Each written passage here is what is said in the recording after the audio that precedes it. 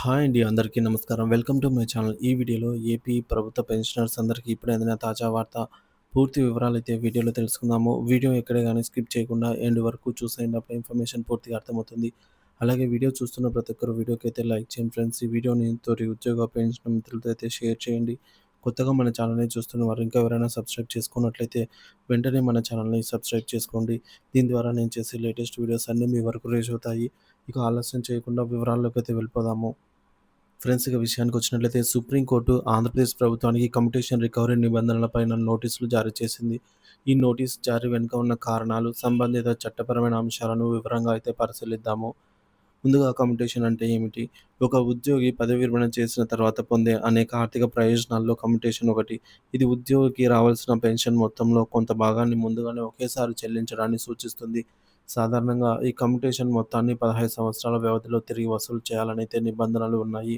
అయితే వడ్డీ రేట్లలో వచ్చిన మార్పుల కారణంగా ఈ రికవరీ వ్యవధిని తగ్గించాలని డిమాండ్లు వెల్లువెత్తాయి. సమస్య ఎక్కడ మొదలైంది అంటే భారతదేశంలో వడ్డీ రేట్లు తగ్గుతున్న నేపథ్యంలో 15 సంవత్సరాల రికవరీ వ్యవధి చాలా ఎక్కువని, 11 సంవత్సరాల 3 నెలల్లోనే కమ్యూటేషన్ మొత్తాన్ని వడ్డీతో సహా తిరిగి చెల్లించవచ్చని చాలామంది పెన్షనర్లు, పెన్షన్ నాయకులు వాదిస్తున్నారు. ఈ విషయమై అనేక రాష్ట్రాల్లోని పెన్షనర్లు హైకోర్టులను ఆశ్రయించారు. ఆంధ్రప్రదేశ్‌లో కూడా ఇదే సమస్య. హైకోర్టులో పిటిషన్లు దాఖలయ్యాయి. ఆంధ్రప్రదేశ్ హైకోర్టు తీర్పు. ఆంధ్రప్రదేశ్ హైకోర్టు మొదట మధ్యంతర ఉత్తర్వులు జారీ చేస్తూ కొంతకాలం పాటు పెన్షన్ రికవరీని నిలిపివేసింది. అయితే 2025 ఏప్రిల్ 28న ఇచ్చిన తుది తీర్పులో రికవరీ వ్యవధి 15 సంవత్సరాలుగానే ఉండాలని ప్రభుత్వానికి అనుకూలంగా తీర్పయితే చెప్పింది.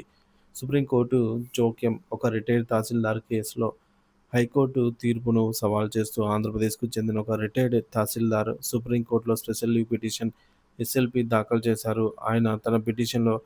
7,55,000 కమ్యుటేషన్ మొత్తాన్ని పొందానని, సో, ఈ మొత్తం మీద 8% యాన్యువల్ ఇంట్రెస్ట్ రేట్ అంటే వార్షిక వడ్డీ రేటుతో లెక్కించి కట్టినట్టయితే 11 సంవత్సరాలు 3 నెలల్లోనే ఈ మొత్తం తిరిగి చెల్లించబడుతోందనైతే పేర్కొన్నారు.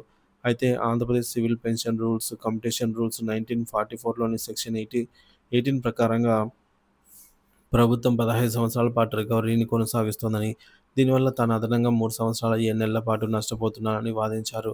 ఈ నిబంధన రాజ్యాంగ విరుద్ధమని, తమకు న్యాయం చేయాలనైతే ఆయన సుప్రీంకోర్టును కోరారు. సుప్రీంకోర్టు నోటీసులు.